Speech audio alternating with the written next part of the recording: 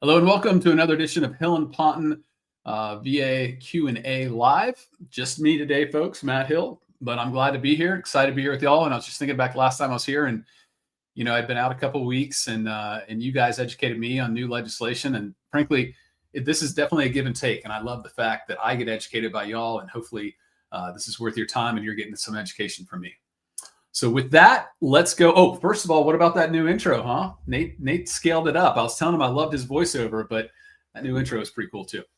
All right, let's jump in. Dan, we got 1 of 5 here. All right, keep this short. My ship conducted a salvage operation off the coast of Vietnam at the mouth of Mekong River continuously from November 30, 70 to January 3rd, 71. My ship is not on the blue water list, so I researched archives and found the official deck logs that documented the salvage log. The deck logs document lat-long entries and show continuous 24/7 operation within 1 to 5 miles of the coast of Vietnam during the entire time period. Should I submit the entire December 1970 deck logs, 64 pages? Well, my submission leads including my ship on the list of blue water ships. Last question. Should I create a table of contents with bookmarks to allow the rater to easily navigate my claim? I have more questions, but I'll save them for next week's Q&A. Thank you. And I find the information you provide valuable. Thanks, Dan. I appreciate it. All right, let's go back. I think the third one was the first question. 3 of 5. Okay. And should I submit the entire December? Okay, good. Go to the next one. Yes. Yeah. 64 pages. I like to make it as easy as possible, but all 64 of those pages indicate that you were within 1 to 5 miles. So I would submit that. They say it wasn't there, so I definitely would submit that and put that in there. As far as the table of contents, I don't think that's a bad idea. I would kind of prefer on the claim you submit, be it here, it sounds like a supplemental claim because you already filed and they denied it. I would put on the claim just what exactly is attached. December 70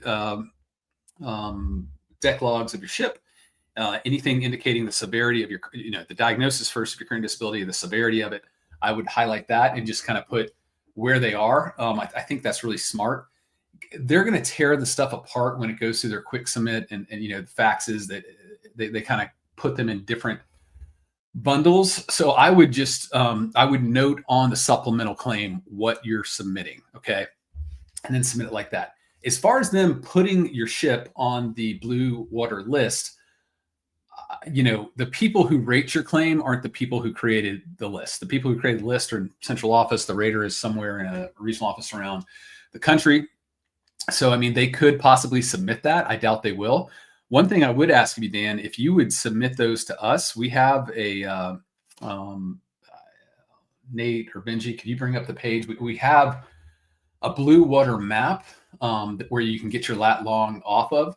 And what we've done is base that on all the deck logs we've collected and deck logs that other vets have collected and sent in. So if you would send that to us, that would really help any other vet who's on your ship and trying to prove where they were. This is pretty ridiculous if you were at the mouth of the Delta and they're saying your ship wasn't within the 12, 13 mile range for national waters. That is pretty ridiculous. So we would love to put it on our map. I don't know how and when ships get on the VA's map, but I highly doubt they would put that on there because it's extra work for them. And that's not something I like to do. Great question. Thanks. Jim, do I submit a 21-1002 with my ED claim or just rely on my medical records and prescription of meds? VSO says not needed. I think it can't hurt. Jim, the VSO is stating the law correctly. Basically, your claim is anything you submit and what the medical evidence shows. Okay, so if you have ED secondary to a medication or ED secondary to like a PTSD or a back disability, it would show on the records and they should rate it. Now, Carol's not here, but if she were here, she would definitely say she agrees with you. Go ahead and submit it. It's not going to hurt. It's not going to slow down your claim. And hopefully they get it right sooner. I would tend to agree with her on this one. As lawyers, we're always trying to push the law on what should be done. But frankly, as a veterans advocate, I'm always trying to get vets benefits as fast as possible. And I think you submitting that is the best avenue. Okay, Cassius, good day. I have a question about favorable findings. Does it help in a denied claim and with a nexus letter? Will this be strong medical evidence in the VA Court of Appeal? Also, do you actually need a nexus letter to win an appeal when you have favorable findings in your favor? For TBI claim, do you always need to be SMCL to receive SMCT? Oh, geez. Lastly, can you receive SMCT from Terra hazard materials such as oil-based paints, thinner, solvents, primers, diesel, jet fuel, oil rigs, fires? I've been exposed to all of these in service. Does that qualify for SMCT? Okay, let's go back, I think, to the second one, had the question. Okay, so favorable findings. This is something, frankly, that came out of the AMA that I love. Basically, it states that when that first decision comes out, they have to state positively what you do have. Okay, so let's just take this on a basic service connection claim. Service connection claim, you got to have incident service, you got to have a current diagnosis, and then a nexus basically connecting the two. Okay, so a lot of times what I'll see is a vet will come to me and they'll have an incident service and be able to say, we document your incident service, or we concede your incident service. Okay, so boom, that one's gone. And then they'll say, and you have a current diagnosis, let's say diabetes, you have the current diagnosis. So boom, that's gone. Those are favorable findings that the VA cannot touch after this decision. Okay, if they touch it, it has to be clear and unmistakable evidence that they were wrong in the first place. So what that does is it narrows down what you still have to prove. Before this, they would play 3-card Monty on you. Okay, they would say, okay, you don't have something in service. All right, you don't have something showing that you were affected in service. We go back to where Dan had his case right there, and it says, we found his deck log showing he was exposed in service. Well, then they would say, okay, well, you don't have a diagnosis of diabetes. They'd switch it around so you could never find what they're going to try to deny you on. Now with the favorable findings, once they say, yes, you had something in service, yes, you had a diagnosis, that allows you to narrow down what you need to do. Let's go back to Cassius' questions if we can. So you need to find, Cassius, what is missing in the favorable findings? What of those three, or if it's an increased rating claim, what was not there? Was there not an aid in attendance CMP submitted or something saying that you needed aid in attendance due to TBI? Those are all the kinds of things you need to look and see what's not there. The favorable findings alone will not help you. That said, I have had cases where I've read the favorable findings and they had incident service, current diagnosis, and nexus. And I'm sitting there thinking, what was this guy smoking? Why did this guy not grant the vet the benefits they deserve? So if you have all three, then yes, that is very powerful. Frankly, if you're the Veterans Court and you literally have all three, I'm asking for a reversal. They reverse in like 1% of their cases. Okay. But if you had all three, that's what I've been doing. Okay. So yeah, you always, let's put it this way, 90% of the cases, you're going to need a nexus. Okay. So if you don't have a favorable finding on nexus, that could be a hole in your claim. I think you had 2 more questions. This is an interesting question, Cassie. So for the TBI claim, you got to have a TBI. And to show SMCT, you essentially have to show the same parameters of aid and attendance through SMCL. So technically, you could just have, let's say, 100% for SMCT, show those parameters are met for aid and attendance, and then boom, you're directly hitting SMCT, meaning you didn't have to first get granted SMCL. I've found that the VA screwed this up a lot. There are tons of vets out there who've been granted SMCL and they should be granted SMCT. We're seeing a lot of those. It's frustrating because we get a lot of these cases and we fight them and we say, here's the law. It's pretty certain. VA does not like to pay SMCT, so they deny it to see if you'll go away. We're talking $10,000 a month. So, sorry, that was a side note, but you don't need to be SMCL. Instead, you got to prove that you need help on the activities of daily living, bathing, eating, getting around the house, putting on clothing, those kind of things. All right, I think you have one more question. Now, if you are service connected for for you can only get SMCT from TBI. If you're service connected for TBI, what happened in service, what the Terra memo says, has no application to your claim anymore. Okay. The Terra memo is supposed to help establish service connection. You've already got service connection. Now we're talking about rating. Okay. So Terra memo is just to get you to service connection. Now we need to look at the severity of your disability. So they put that crap in there. Frankly, it's like a red herring that vets follow and they say, okay, I got to prove this. You don't need to focus on that anymore. You need to focus on how significant your disability is. And you show that basically without somebody else, you can't get through your daily activities of life. Good luck to you on that. Again, we see and handle too many of these claims because the VA does not like to pay that. So, if you have these disabilities, you can't continue in your activities of daily living. Don't give up because they say you didn't have aid and attendance. Don't give up because the next guy denies you. Keep on fighting that. All right. Sharon Johnson, cohort 1 of 2. Will you elaborate on the proposed VA benefit cuts from the current administration, i.e. removing VA disability pay for veterans who work, ending TDIU for veterans who can't work once they hit retirement age, taxing disability payments, etc.? Oh, man. I could go on for days on this as far as this whole Doge thing and cutting benefits. I got to say that was something about the administration I was excited about, coming in and finding more efficiencies in the government, trying to get away with waste. I don't consider veterans benefits waste. And frankly, I'm appalled that this is what they're trying to do.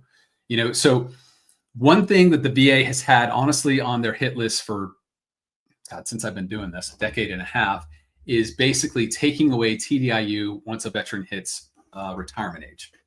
They basically say, hey, you're double dipping. You're getting Social Security and VA benefits. That sounds good on its face, but you actually have 2 different statutory reasons for why you're getting those, okay? Social Security benefits, you've paid in every single paycheck into that system, okay? That's kind of like an IOU that they owe you. VA benefits, you served our country.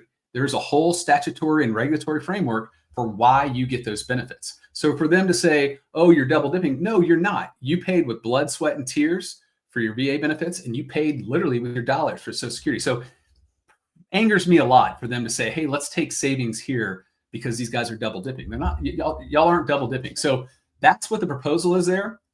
I got to tell you, I would like to think that Congress would not back that. I mean, me and every advocate I know would fight like hell. I would definitely have you guys get up in arms for that, because there's savings to be had. There's efficiencies to be made in this government, but it's not off y'all's backs. Okay. Let's talk about the Department of Energy or the Department of Interior or the post office. There's plenty of places where there's inefficiencies, but just looking at this and saying, oh, this is easy pickings. This is how much money goes out to veterans for this amount and for that amount. Sorry, that bothers me a lot. I think taxing disability benefits, this is going to be a no-brainer. That doesn't happen. I mean, what congressman wants their name on that happened? Let's see. I think there was one other one before this in the first part. Yeah, we spoke to that. So, guys, this is something, again, you guys hold me accountable, and I appreciate that. This is something we all need to keep our eyes on, okay? They're looking for flashy savings and reductions. I'm with them on getting rid of inefficiencies. I'm not with them at, bearing that on y'all's back for benefits you earned. All right, next one. Remy 86, good to see you. My 2 separate claims, GERD and OSA higher level review, were both decided without giving me an informal conference, which I checked the box for. I submitted a supplemental claim. Now I'm waiting a response. It's been over 4 months. Do you have any idea what the next steps I should take? Oh, Remy, this is painful, but I think this is a hurry up and wait situation. What we have found is that these informal conferences, what will happen is they'll try to call you on a Sunday night, Saturday morning. You pick up the phone, it's some number you don't recognize, you don't pick it up, and they say, oh, hey, we tried, and the veteran never answered. We get that time and again, so I know they're doing that to veterans. I'm hoping with supplemental claim, you either put in new evidence or you said there was failure to have an informal conference, therefore this claim should not have been decided. That would have been something I would have done. But unfortunately, 4 months is not a long time. They're taking forever on these. So good luck to you there. John Johnson, remanded my claim twice. Should I get a lawyer? AOJ said the regional office performed inadequate exam, said that I don't need to do anything. What do I do with plus planus? It was noted on my entrance exam. Okay. Let's go back to the first one. So here's how this is going to work. BVA remands it. They're going to get you a new exam. I got to tell you, 8 times out of 10, the exam's probably not going to be positive. What you're looking for, if this was noted on your entrance exam and it was noted to be symptomatic, this is a pre-existing condition. And the exam is going to have to speak to, did that condition get worse in service and how so? Okay. What I typically see on these exams is that they say, it was just the natural progression of this disease. Service did not make it worse. So you need to think back, what was going on in service? Were you carrying were you humping 12 miles a day for 7 days a week? Were you jumping out of planes? What happened that hurt your feet or exacerbated what you had beforehand? That said, so that's the presumption of aggravation. It's presumed that you were aggravated in service. The VA has to show that you were not. Okay. If it was noted on your entry exam and it was not noted to be active, meaning like it's a past diagnosis you had, there's no active symptoms going on there, then that gets you what's called the presumption of soundness, meaning it doesn't matter as noted if it was not an active diagnosis. Okay. And that means the VA has to show that it didn't happen during service, that service did not cause it, that it was pre-existing, and they have to show through clear and convincing evidence that it was not pre-existing. Okay, so first find out the notation you have in your service records. Does it just say a past diagnosis? Does it show current symptoms? If it shows current symptoms, you need to see what happened in service that caused the aggravation. Okay, if it shows that it was not symptomatic, that was a past diagnosis, then you can say, look, this I have presumption of soundness. You got to show, VA got to show through clear and convincing evidence that it pre-existed service and was active while I came in. All right, what do we got? Happiness, good to see you. Can you discuss updates, of any, on the caregiver program and supplemental claims? We got a letter in December acknowledging they received, but haven't heard anything all since. Any new caregiving success stories? Gosh, I don't have any. I know we've been winning these. Again, we've talked about this briefly. If you look at the behemoth that is the VA, you got the VA secretary up here, and then the two main parts are the Veterans Benefit Administration, what we're talking about here, and the Veterans Healthcare Administration, where you guys get all your healthcare services, the hospitals, the clinics, the outpatient doctor centers. This is kind of a strange dynamic in that you're filing essentially through the VA benefit system, but it shoots over to the VA Healthcare Administration for them to make this decision. These take a long time, and I've seen a lot of errors, and these are ones that I think you got to be prepared to appeal. I'm not seeing these, the Veterans Health Administration does not have the systems in place, frankly, that the VBA has. So it's a little wishy-washy. We've won some, others we just keep on appeal. And I think sometimes you have to go to the board. I hate doing that because of so many years you wait, but you at least get a judge there versus some random person in the Veterans Health Administration.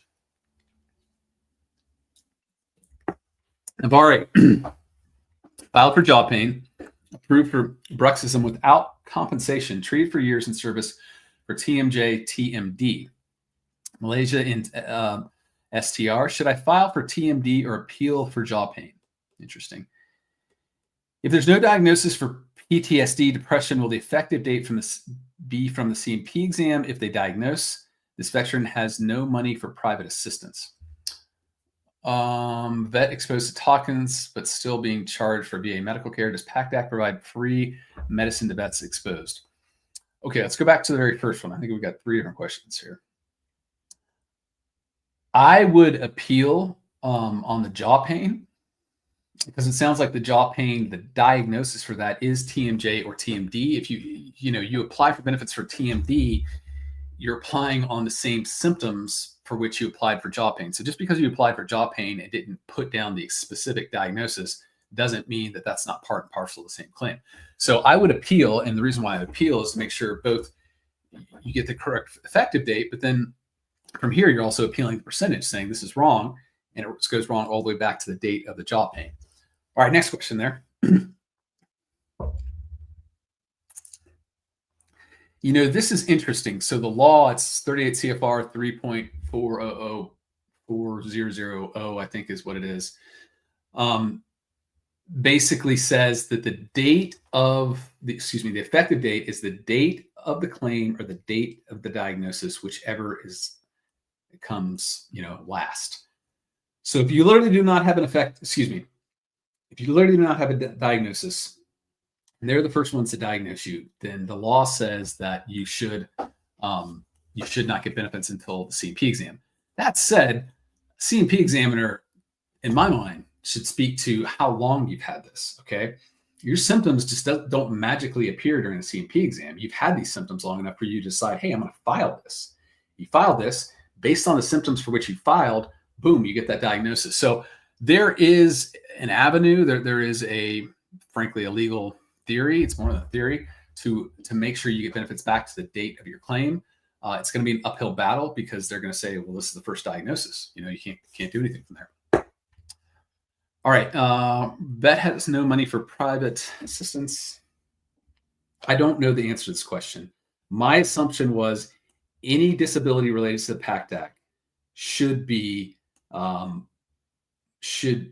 provide free medical care. But there's another avenue here. If the veteran is despondent, living in poverty, the VA is supposed to prioritize those veterans to receive medical care and not charge them. This is a VHA issue. I don't deal with this day in, day out, unfortunately, but that's my understanding. I could be wrong, but that's how I read it. But that was probably a couple years ago. Ed, like the dog, Ed. Just had a C&P exam today for mental health on my computer. Currently 70%, asking for 100 or TDIU. My wife wrote a great statement and was with me at the appointment. She said she can't rate me. Why is that? I also have a C&P for back next week in person. They said it's for occupational impairment, TDIU, since I'm already at 60% bilateral. Is this different than trying to get an initial rating? All right, let's go back. These are two different questions. She said she can't rate me. You can't make this stuff up. You go to a C&P exam, the C&P examiner says they can't rate you. What in the world? First of all, Ed, so glad you both got a great statement from your wife and she was there. Not only did she get hopefully to speak to the symptomatology she sees, but she's also your witness. So if you come back and you don't get above that 70%, you don't get the IU, you don't get the 100%, you're writing a statement about the C&P exam and she's writing one. That's one of the more ridiculous things I've ever heard. What a waste of your time that she sees you, she hears you, and then says, oh, I can't rate you. Anyway, sorry, I feel like I'm on a high horse. So that's what we're looking for. Maybe she's saying I can only speak to your symptomatology and check that box or whatever. Hopefully that's what she meant, and the rater sees that, and the rater rates you. But if the rater does not get that, does not give you the appropriate rating, then yes, you need. I would do a supplemental claim from there and write out what we said. Next question about the back.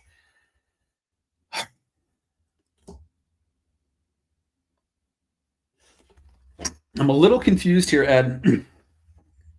If we're basing the TDIU, it sounds like you're 60% service-connected bilateral for both your back and radiculopathy going down, I'm assuming your legs. So the TDIU is not really a claim by itself. A TDIU is kind of an increased rating, a cap on other ratings you have. They could be individual ratings or ratings together.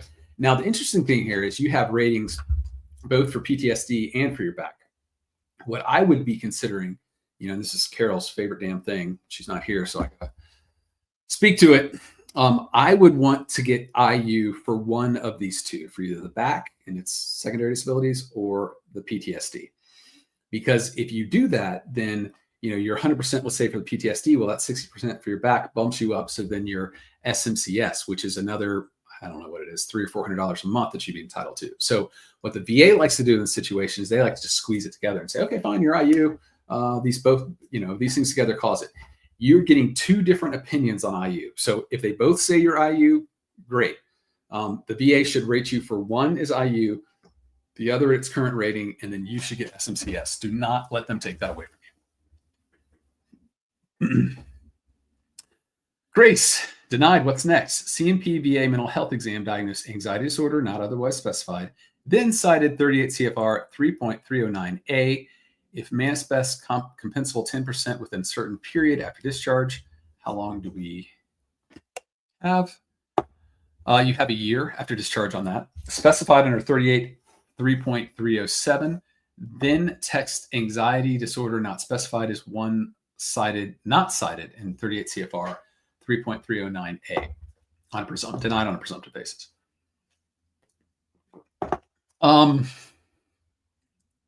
So, okay, they denied you on a presumptive basis, saying that this disease does not fall under the regulation that gives you a presumptive service connection within a year if it manifests 10%. I think they're right on that front. I don't think anxiety is considered. I think it has to be like a psychosis, might be a neurosis, whatever it is. Anxiety is not one of them.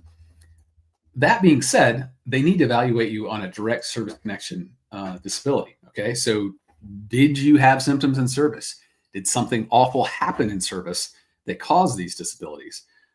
That's what I'm looking for. Okay, so great. They denied you on presumptive. Okay, but the first thing they're supposed to consider always is direct service connection, and I'm not seeing that there. Okay, so they failed to look and see if something happened in service or you had symptomatology in service. That to me is a higher level review case. Okay, and essentially you're just saying the examination from the CMP was inadequate because they didn't consider all avenues of service connection. And they should give you a duty to assist remand there to get another CMP exam. At that exam, you need to be speaking to what went on in service, what made you nervous, or was there an incident in service that somehow years later you kind of reflected on and the anxiety popped up years later. The anxiety itself does not have to happen in service, but something must be triggering it from service.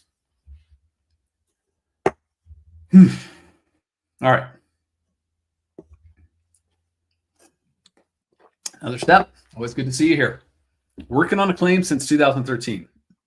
This creates a huge amount of paperwork for service-connected disabilities and those that I'm still fighting for. How much physical paperwork, files, documents, etc. should I keep? Oof.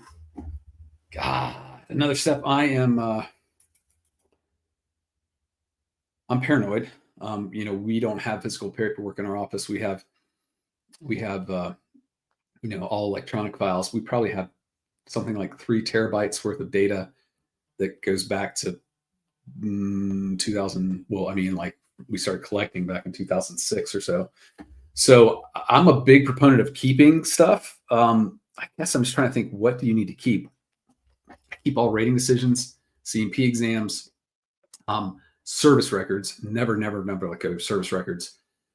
I'm just trying to think what I throw away.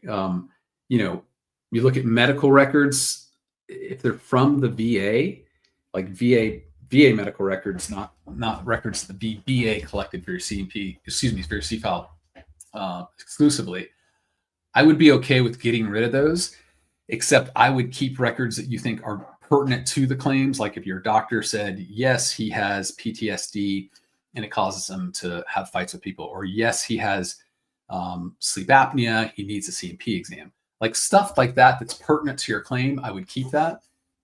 The VA sends you VCAA notices. They send you random requests for whatever it's called for evidence. You can throw that stuff away. Also, hopefully you submitted a lot of your stuff either via fax or via certified mail. Any certified receipts, I would keep those. I don't trust them. This is just a small story, but we got a fee in a case that we weren't entitled to. And so we held on to it for several years just to make sure, because the VA has to tell you that you're not entitled to it. And then they give you a tracking number to resubmit it, right? So we finally got that. We submitted the fee back to the VA, sent them a check. 2 weeks later, the person to whom I sent it sent me an email saying, "Where's this money? We didn't get it." So I said, "Yes, we sent it the day you asked for it."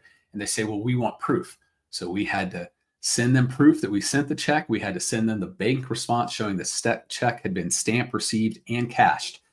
So I have trouble believing them, frankly, on anything, and believing that they're going to put stuff where it is. All right. So maybe I back up a little bit. If you get a full copy of your claims file, and that has all of that paperwork, the physical paperwork, the files, the documents, everything that you've kept separately, maybe I can get rid of everything that they sent me. And if I have an electronic copy of the C file, then that gets rid of all that stuff. But I still would keep all receipts of when you sent stuff. So I take that back. You get the C file, and this is a pain in the butt for you, but you check and see everything's in there that you sent, then yeah, you can get rid of it, except your service records. Never, ever, ever get rid of your service records. Man, short questions. I'm sorry. I feel like I have a long answers on, but you guys just sparked my paranoia, and I can't stop. All right, what do we got next? Old soldier, good to see you. After BVA remand for back issue, regional office ignored that issue, but increased ratings on radiculopathy and granted 100% on pre-existing 90% TDIU. But effective date was the date of CMP exam, not the date into the initial appeal. Is it worth appealing since they ignored the primary issue back? It seems it might go back to 2016 date. Still within 1 year decision. Thanks as always. Yes, I would appeal. So let me back up though. CMP exam to which they sent you, when they say they're looking at your back, they're looking at your back in all secondary disabilities.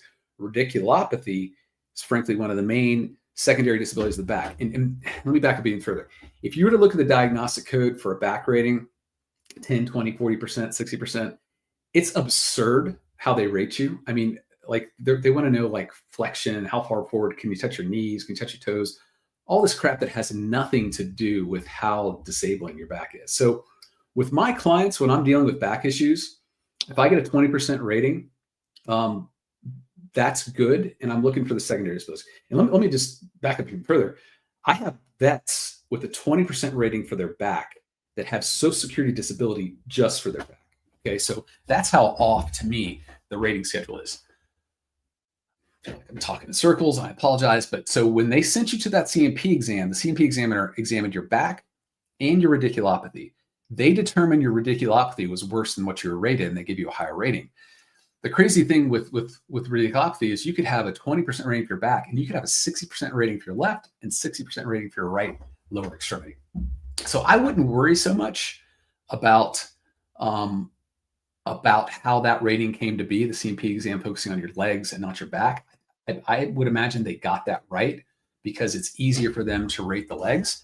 Effective date, I'm with you. This is nonsense. It's like, oh, all the day of the CMP exam has got worse.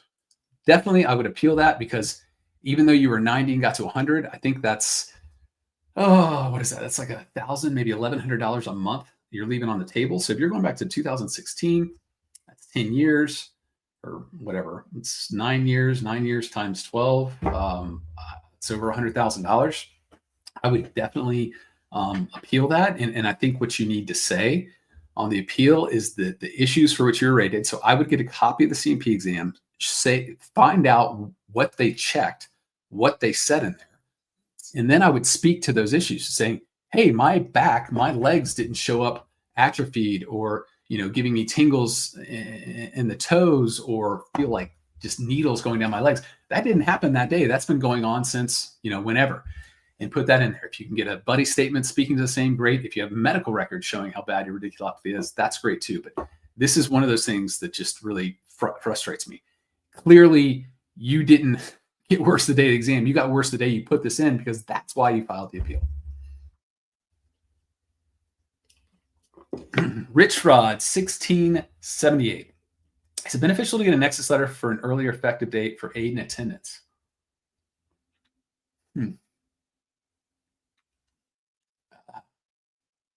I mean, I guess it depends if what the law to me says is that if you submit a statement, just like we were talking about the last question, and your spouse or somebody else, whoever's giving you the aid and attendance on a daily basis, submits a statement saying, hey, this didn't just happen the day of the CMP exam or the day of whatever.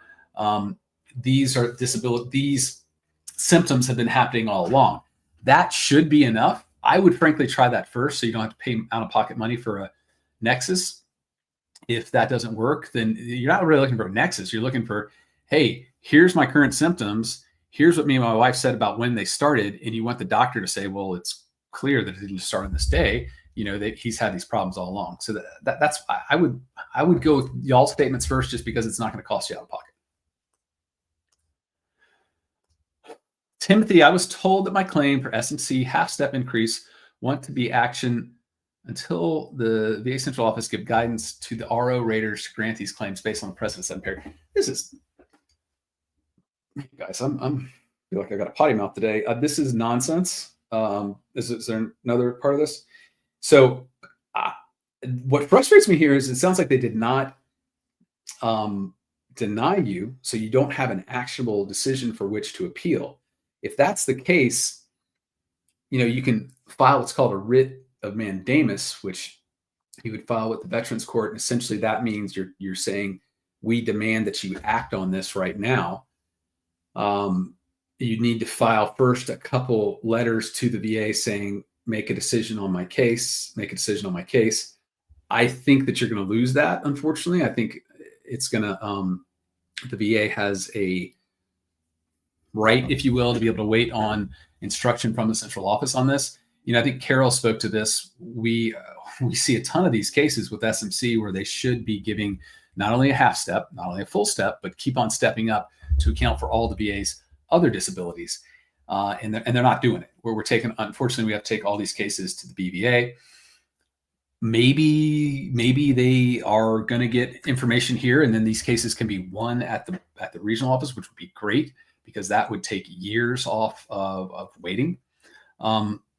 So I don't know, Timothy, this is frustrating. I think you're going to have to wait here. And keep us updated on this, though, because I'd like to know if they come back to you soon and say, okay, we've received our instructions on this. Frankly, if you do come back to us, what I would like to do is then send a Freedom of Information Act request to obtain whatever document they have on the instructions to make sure they're right. That would be great of you if you could let us know, because then we could frankly do a presentation here to say, this is what it says internally, and this is what you need to put, in their style so that they'll give you the benefits you deserve. Good luck. I'm sorry you have to wait on that. This case is old law by now, and it should be something they've already put out. Another step. Had a claim denied, no CMP, only contract IMO. Have filed several claims for both using my own IMO. Again, will not have CMP. BSC, QTT have been contracted to do a tiebreaker IMO. With both original claims, I included DBQ from my civilian provider. Were these ignored? Is it common? Thank you for all you do. Sorry, I'm thinking about. Okay, so here's our procedure. If you have an outside exam, positive for you, and you go to a CMP examiner, you can bet the damn house that they don't have a copy of it. Okay. The rater is only going to give this person evidence that they see fit. So the CMP examiner is not going to have access to your full file. So what we do, you got to submit it to the VA so they have a copy. Okay. Then you take with you a copy to the CMP examiner, say, hey, I just want you to see this. This is positive nexus that's from my provider. I'd like you to include this in your decision. Okay. And again, this is where I love to have a wife, a spouse, a friend, or somebody with you to be witness. If you get denied, you look on the rating decision, see why they denied you. Then you get to copy the CMP exam, and the CMP exam better speak to what your doctor said and speak to why it's not dispositive. And by that, I mean, they better talk about what your doctor said and say, well, I don't find his reasoning persuasive because of X, Y, or Z. If they don't mention it at all in the CMP exam, that's an inadequate CMP exam because it did not review all the pertinent evidence. Okay. So that's what I would do there. Just always think in the back of your head, CMP examiner is not going to have a copy. You have to submit it to the VA like you did, but then you need to take it in with you to this exam. Hollywood Sasquatch, good to see you. 50% mental health plus 0 lymphoma in the mesentery and 30% for allergic rhinitis. What would be your strategy to connect my obesity as secondary and then my arthritis in hips and shoulder and back? Ooh, okay, so lymphoma for lymphoma and other cancers, essentially what they do is it's an all or nothing. Okay, if you have an active cancer that you need systematic treatment like radiculopathy for or chemotherapy, then you get 100% rating. If it's in remission, then your rating goes down to 0. That being said, when the rating's at 0, they have to rate you for residuals, basically things that lymphoma or the chemo or the radiation caused. One thing I see with lymphoma in particular is just an overwhelming fatigue. People get lymphoma, it goes in remission, but they still just have just such trouble getting out of bed, doing their daily activities. If that's the case for you, I would look to see if you could rate the fatigue maybe under, as an analogous rating, meaning even though it's not this diagnosis, have it rated under maybe chronic fatigue syndrome. Okay. And then from there, you say, this fatigue caused my obesity, which caused this arthritis.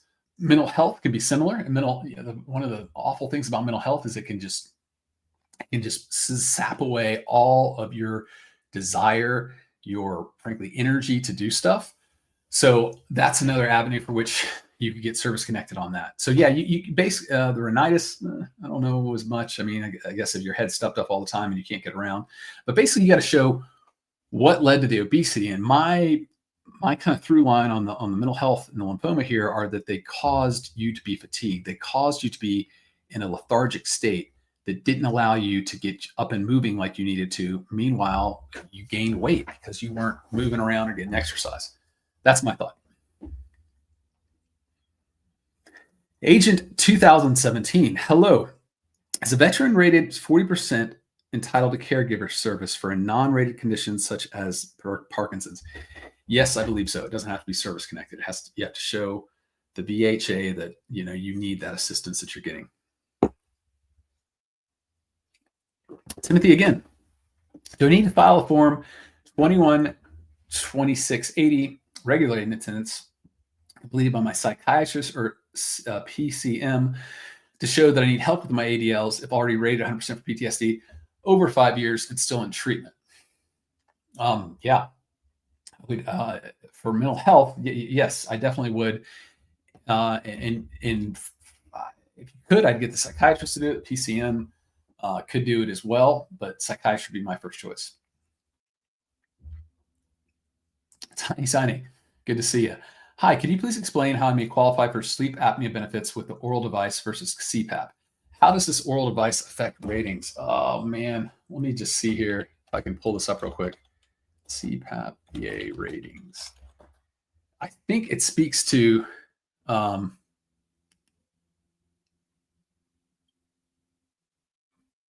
me just look at this real quick. I don't think I have it in here. Okay, I can't find it real quick. Let's see. This is going to drive me nuts if I don't find it. All right, I'll have to go back to it.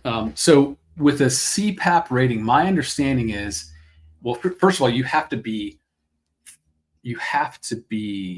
prescribed the device. You don't have to use it. So I've won plenty of cases where a veteran was prescribed a CPAP, but the CPAP was so obtrusive, so uncomfortable, the veteran couldn't sleep, so they didn't use it. They still were entitled to the 50% because they were prescribed that. Okay.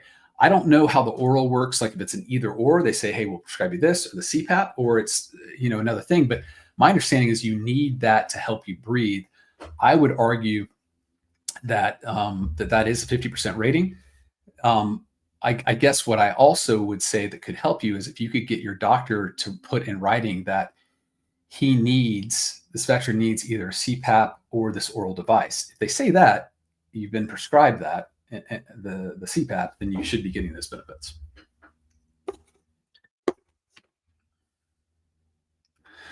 Colby, question I have: a second C&P exam scheduled for migraines and its second ACE exam. It's under HLR. Why would the VA submit for a second exam when they have one already? Your guess is as good as mine here. The first exam was inadequate. It didn't answer the question. First exam didn't consider all the evidence. First exam gave wishy-washy, rationale. I don't know. You could ask for a request of both the C&P exam request and the exam and just make sure they match up. Look and see what questions were asked by the adjudicator and what was answered by the C&P examiner. That would give you a better indication of what happened on the first one. Otherwise, it's a guessing game. VK, can I make a claim for APIB after being stationed at Camp Pendleton? You can obviously make a claim for anything, no matter where you were stationed, especially if you had any kind of heart palpitations or heart problems in service. So, forget about being at Camp Pendleton. If you go on our website, and Nate or Benji, if you could throw this up here, we have a toxic base list, and I believe Camp Pendleton is listed on that. I don't know. Basically, what you can see on there is what toxins were there at what time, and then what disabilities those toxins cause. So look at that. And if that shows that there are toxins that cause AFib, then print that out and submit that with your claim, and hopefully that'll be evidence. Good luck there. Doug, 3 of my ratings are over 20 years protected. VA can't take it away. Just recently got an increase. I'm 61 and considered protected or status. Am I considered protected or status? Okay. The way ratings work are the rating that has been in place for 20 years is protected. Once you get a new rating, a higher rating, the clock starts again, the date of that rating. Okay. You're over 61. So the VA is not going to proactively schedule you for a C&P exam, meaning they're going to presume that that's static disability. However, if you went back in for that disability or a disability similar enough to it that they had a C&P exam that covered that and it showed that your disability had gotten better, they can reduce you down to whatever that rating was when it was protected. So not a protected rating, whatever the delta is between what you were and what you are now. That said, if you leave it alone, they won't come to you. Troy submitted supplemental claim in November for PTSD, then submitted fully developed claim in December. Will they not give me an update? Until both are done? Thanks in advice in advance. I'm wondering, Troy, did you submit it? Are those 2 different claims? I guess I don't know, meaning for 2 different disabilities. Any kind of update you would get would be like, hey, are they sending to a C&P exam? Are they asking for more evidence? You should be able to go on to ebenefits.com and look and see that it's in the system, and it tell you ostensibly where it is and how they're working it. Peter, if my intent to file was 22 October 22 and I filed 22 October 23, shouldn't my effective date be 22 October 22? A recent decision had 22/23 as my effective date. Thanks. Yes, I agree with you. You need to have evidence that you submitted that. You need to make sure that it's actually in your file. But that should count as being within 365 days. You hit it on the nail there, but that should count. Daryl, I went to all my C&P exams and got an email for C&P exam. I'm confused. Service connected for TBI, I have medical records show more problems than the rating was given. 90%. Can you help me with my VA disability claim? Daryl, you're more than welcome to submit. Give us a call and do an intake with us. We're, and I guess for anybody, we're happy to look at any claim. I do tell people that we probably only handle 5% of the cases that come in because frankly, we're just overwhelmed. But yeah, we're always happy to look at that. The thing about TBI is I see vets going to multiple exams, and I know you've already gone to 3, but they want to look and make sure all the secondary disabilities are noted and properly evaluated. So you can have tinnitus, you could have migraines, you could have PTSD, you could have neurological problems. So they hopefully, Daryl, what we're seeing, and not developing to deny. That would be my hope here. Mike, Is it worth fighting a rater denied supplemental after C&P exam listed as likely as not for GERD? If so, what's the best way to do this? Yeah, let's supplemental. So let's go higher level review and just say this, get a copy of C&P exam in the higher level review state. This is exactly what the C&P examiner stated. I should be service connected. I don't want another damn exam. I want service connection. This old goat, love it. I have multiple rates for torn bicep a couple years ago after I got out. I also have arthritis on the same arm, not service connected. I submitted a claim, was denied due to age. They mentioned it in my denial letter along with a link to an overview from Mayo Clinic for arthritis. Okay, goat. I want to make sure that they sent you to an actual C&P exam because this sounds like made up mumbo jumbo. Great. Arthritis can be caused by old age, no doubt. But the fact that you had a traumatic event that caused a torn bicep in that same arm, I want a C&P exam to speak to that. And if the C&P exam only said arthritis is due to old age, that is inadequate on its face.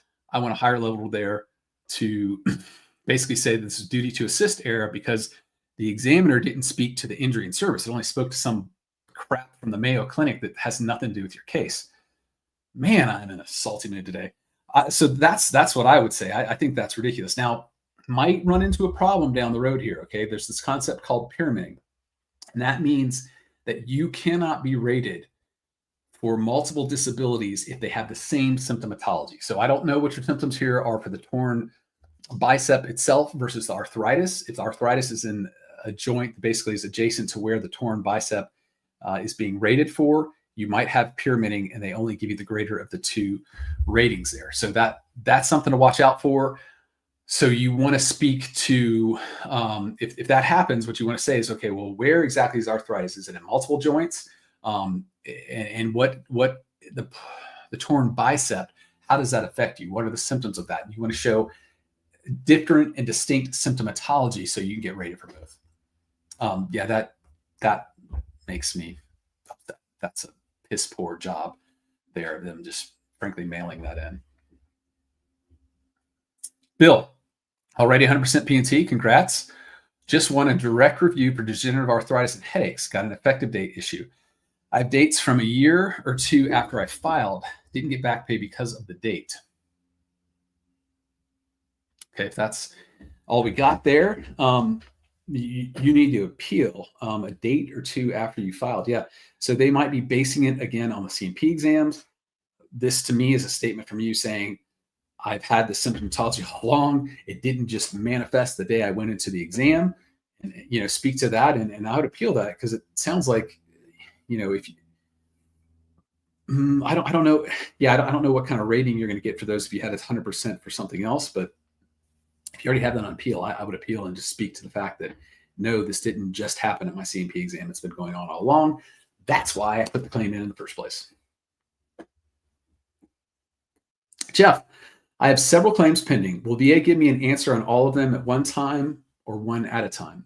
So Jeff, typically what I see, if you submitted all these claims at the same time, they give you an answer all at one time. But sometimes what happens is they send you out to multiple exams, or they're waiting for records on some one thing or another. And what they'll do is they'll issue a rating decision. Say it's 4 issues, and the issues for which they have all the information they need, they'll give you a rating. The one they don't, they'll say it's a deferred issue. Okay. And they'll basically say there's a decision coming later. I frankly like that second way of doing it because let's get you the other benefits as quickly as possible and get you those rated and get you the compensation you deserve. But there's no rhyme or reason. I think raters get to do whatever they want on that. So just look for that. What you don't want is if you get a decision on 3 issues, but you got a 4th one out there, the rating decision doesn't speak to that 4th one. What I would be doing is maybe give them a month or 2. And if you don't get a rating decision on the 4th one, I would appeal the decision and say, look, this did not discuss all 4 of the claims I filed. And therefore I want a decision on that first one that the VA hates this. They're like, oh, well, you can't appeal this because you're appealing a claim that's not on there. But to me, that shows they lost that claim and you want to keep it alive. Wadata, does aid and attendance really require a veteran to be on a VA pension? No.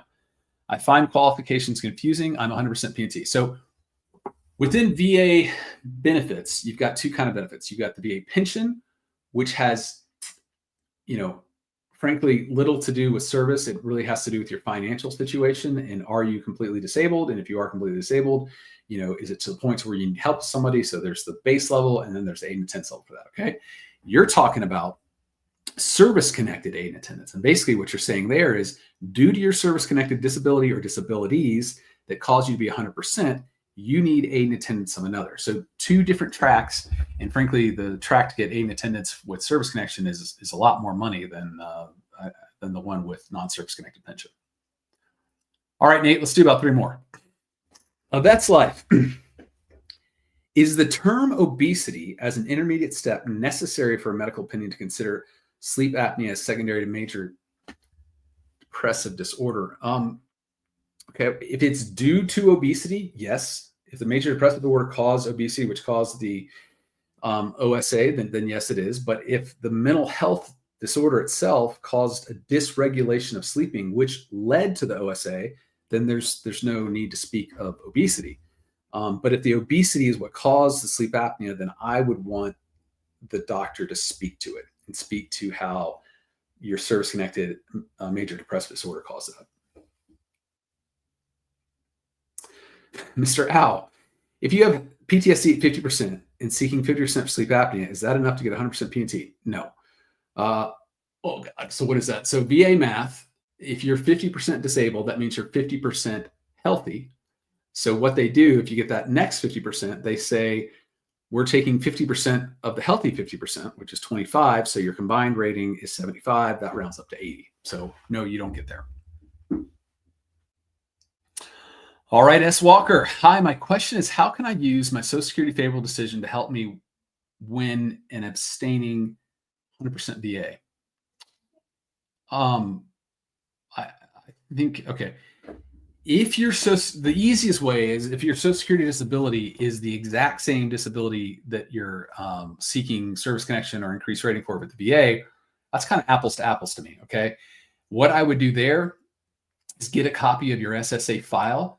There will be voc rehab or internal medical documents reviewing your disability and speaking to how significant they are. I would submit those. Okay. You can ask the VA. The VA should get a copy if it's hard for you to get one. If your Social Security disability is not related to your VA, meaning like you're on Social Security because you're back and your VA is PTSD, completely irrelevant. You don't want to submit it because the VA will have this screwy mindset that, oh, you're completely disabled to this non-service connected back. You can't be completely disabled due to this PTSD. It's nonsense. If the Social Security is for multiple issues, some of which are service connected, some of which are not, I first would want to get the file, the security file, to see what those medical reviews from Social Security said about your service connected disabilities. Did they say they in and of themselves were enough to keep you from working? If that's the case, submit it and say, hey, look, I'm on disability for this. If they say that, well, this service connected disability was pretty bad, and then in combination with non-service connected disability, there's no way they could work. That doesn't get you as far. But I still would review it to see what they say. And if there's symptoms listed in there that the VA is not rating and would entitle you to a higher rating, then I would submit that as well. All right, folks, it was a good day. Good review of all our questions here. Again, I love it. You guys are coming informed, pushing me on the facts, pushing me on the regulations. Again, this is a space where I see we all get better. Okay. I get information from y'all and y'all from me. And I think, as I always say, information is power here. And you guys need to have that knowledge so you can push forward and get the benefits you deserve. Until next time, I'm Matt Hill signing off. Thanks so much for joining us.